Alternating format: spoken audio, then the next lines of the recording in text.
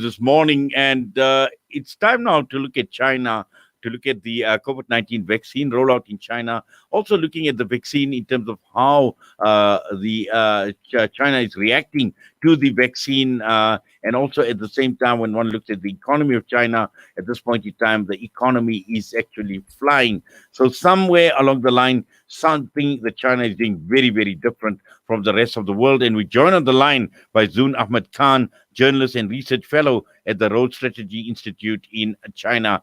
Zoon, assalamu alaikum wa rahmatullahi wa barakatuh, and welcome. Thank you so much, Zad.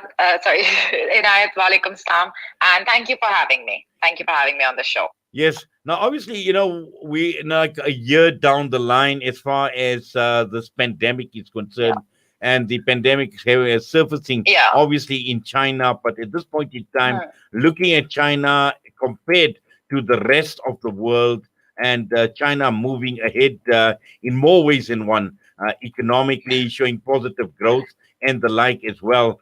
Just, I mean, what is China doing so different from the rest of the world, Zoon, in your mind?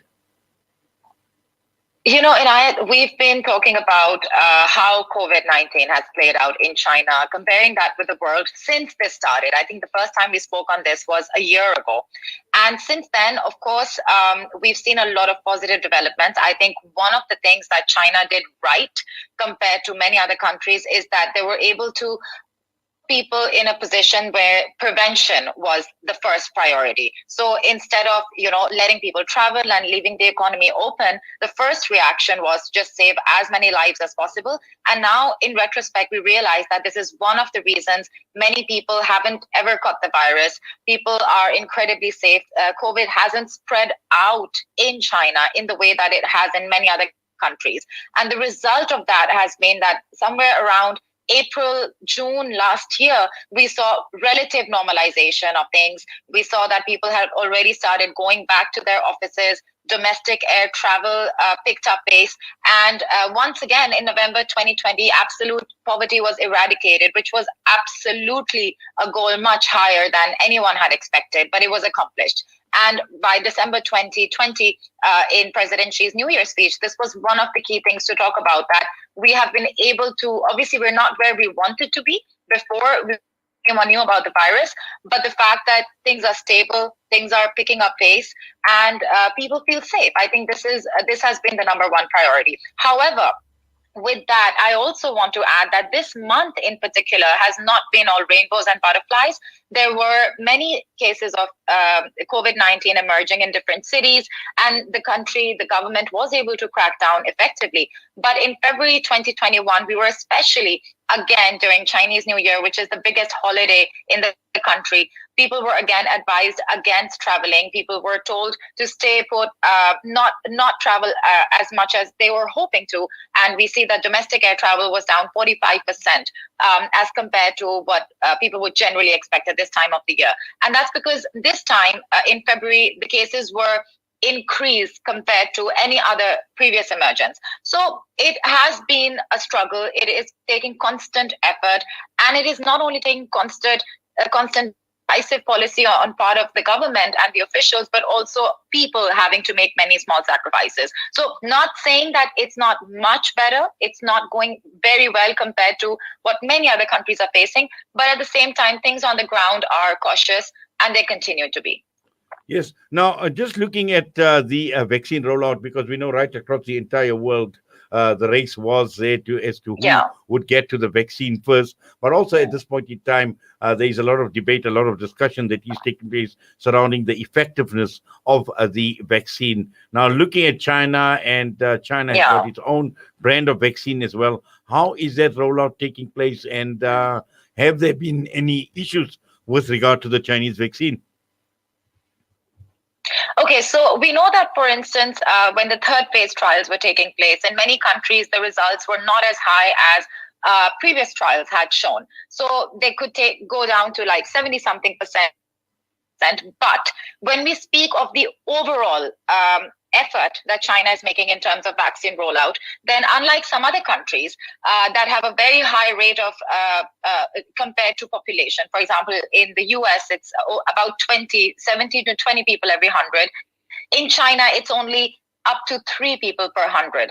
And one of the reasons for that is that even though domestically they have a very ambitious plan, they started out with a plan to have 50 million vaccines by mid-February, and that has been accomplished. But at the same time, for China, this vaccine is a public good. Since day one, since their cooperation with the WHO deepened, their commitment to COVAX deepened, right now they're also part of that effort to make sure that UN peacekeepers are vaccinated, and hundreds of millions of vaccines have been sent out and committed to developing countries, in particular by China. So the purpose is for China not to make sure that 100% their own people are vaccinated, but to ensure that other developing countries, especially countries that do not have the means, do not have the capability to prepare vaccines the way rich countries do, they're trying to make sure that they keep a balance between these two. And in that sense, I think one can say that China has been extremely successful. I was trying to look at the number of countries in total that China has donated vaccines to in millions, and also that China is assisting in providing vaccines at cheaper rates as much as possible. And actually, the number is increasing each day. When you look at global media, and especially Chinese media, we see that every other day there's a new country on the list that is receiving vaccines, that receiving even other PPE, for example. I think that is also still ongoing. But this is where I think China really is setting an example for other countries, for developed countries in particular, but also showing the developing world that there is a way that we can manage this collectively. And this is not in China's own domestic interest. If you look at the way people on the ground think, they realize that we, in terms of other countries that are on the same level, let's say, in terms of developing the vaccine, in terms of their technology, but at the same time, as percentage of population, we are not leading the race at all. But it's just not about that. It's about overall what is China's contribution, not just domestically, but abroad as well. So in that sense, I think obviously it's too fast to say whose vaccine is the most effective. Let's say it could be a vaccine developed in the US, in Europe. It doesn't matter. What matters most is that as many people as possible can receive the vaccine regardless of where they're from, regardless of their means, to make sure that we can, as a global community, achieve a sense of normalcy. So this is basically the sentiment on ground. And if I could give you a little bit of an insight, like how the vaccinations are working. So you have many posters, sign-ups in different communities. They're going community by community, and mostly people are volunteering to get vaccinated. So in Beijing, for example, the communities near my house, they ask them, they have a day that they can come and vaccinate people. They have certain limitations, like people that are not too old, people that are not too young. A certain age group is preferred. And this is basically how, mostly on voluntary basis, and a lot of times organizations ask their employees to go and get vaccinated. So it's ongoing. We still have to see the end results. Maybe that will take some time, but so far the efforts seem to be sincere and working in a good direction.